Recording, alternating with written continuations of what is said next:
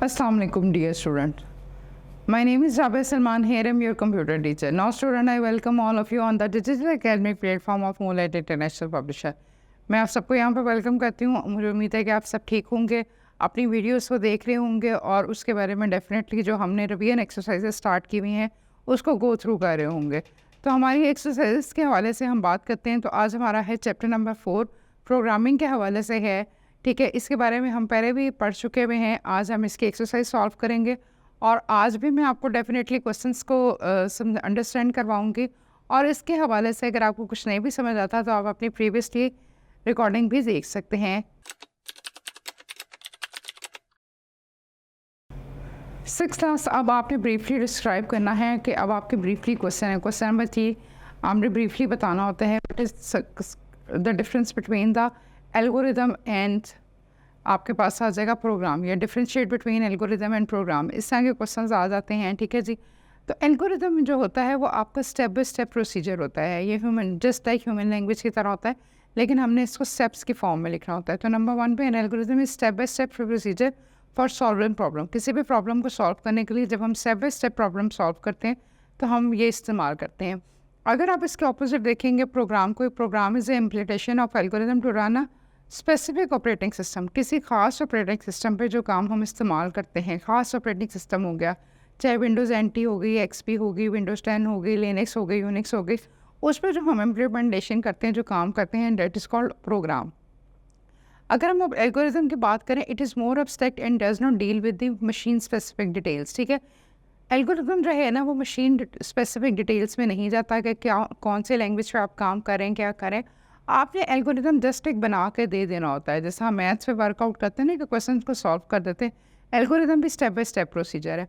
It is a set of instruction for computer to follow और perform a task. के एक जो आपका प्रोग्राम है वो आपका जो टास्क है, आप टास्क देते हो कंप्यूटर को what to do, what do want to do, हम क्या करना चाह रहे हैं। सेट ऑफ इंस्ट्रक्शंस होती हैं। Number 3 it is created to design time. ये टाइम को डिज़ाइन करता है कि हम इतने टाइम में ये काम कर सकते हैं। It is written in an implementation of time. ये आपका जो है रिटर्न भी होता है और इसमें इम्प्लीमेंटेशन भी होता है। सेकंड क्वेश्चन आता है कि how we can convert algorithm into the program conversion. आपने एल्गोरिदम तो लिख दिया स्टेप बाय स्टेप, अब इसको आपने प्रोग्राम में कन्वर्ट करना है। तो how can we convert algorithm in program conversion.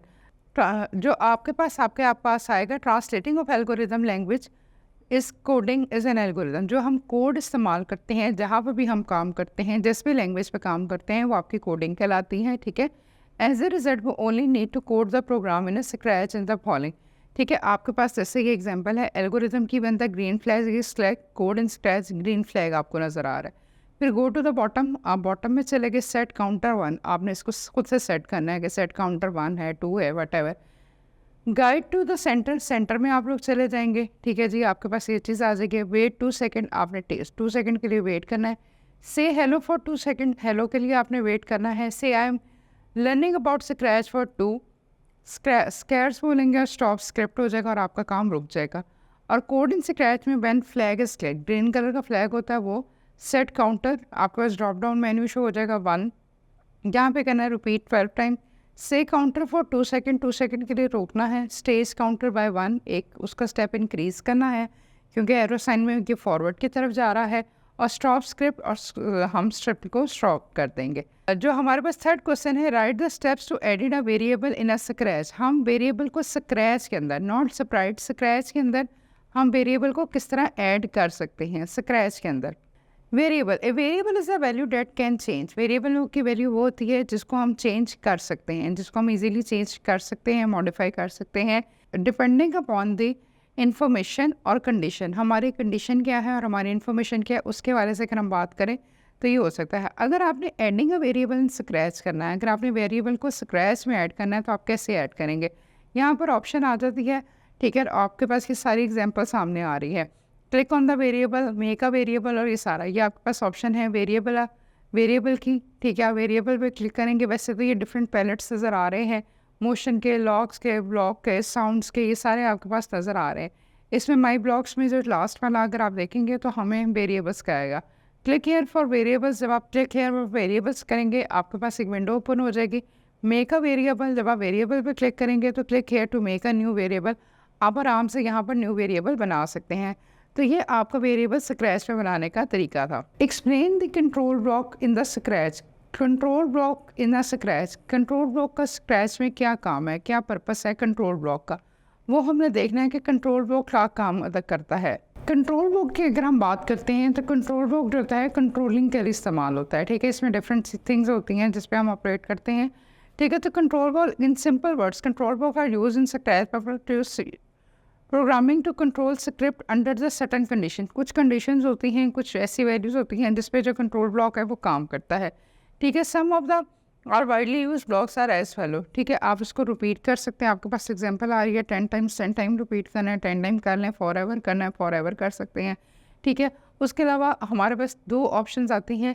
आपके पास एक ऑप्शन आती है रिपीट ब्लॉक, आपने रिपीट कितनी दफ़ा ब्लॉक को रिपीट करना है, और एक ऑप्शन आपके पास आती है इफ़ देन एल्स ब्लॉक के, कि आपकी स्टेटमेंट ट्रू है या फॉल्स है। अगर इफ़ स्टेटमेंट आपकी ट्रू है तो उसको प्रिंट कर दें, अगर फॉल्स है तो उसको दोबारा चेक कर ले। तो पहले हम बात करते हैं रिपीट ब्लॉक की। तो this block is use to repeat commands. ये कमांड्स को रिपीट करने के लिए इस्तेमाल होता है, किसी भी चीज़ को रिपीट करने के लिए इस्तेमाल होता है। For a specific number of time, एक ख़ास नंबर तक, एक महदूद नंबर तक, ठीक है। जिसमें for example you want to repeat the command for x time. X times का मतलब है कि जैसे मैंने आपको एग्जांपल दी 10 टाइम आपने रिपीट करना है तो वो 10 टाइम रिपीट हो जाएगा, 20 टाइम करना है तो वो 20 टाइम हो जाएगा। तो इट डिपेंड्स अपॉन अस, ठीक है।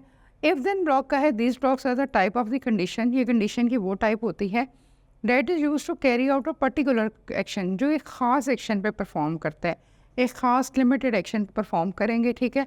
If the set of condition is met, अगर आपकी कंडीशन उस लिहाज से मिल जाती है तो कंडीशन हमारी ट्रू हो जाती है, वो काम वहाँ पे स्टॉप हो जाएगा। अगर हमारी कंडीशन जो है वो वहाँ पर फॉल्स नहीं यानी कि ट्रू नहीं होती तो काम वो दोबारा से चेक करना शुरू हो जाएगा। ये आपके पास सारी एग्जांपल है इफ़ देन एल्स की। तो डेट इज़ कंट्रोल ब्लॉक है, ये आपके पास कंट्रोल ब्लॉक आ जाता है।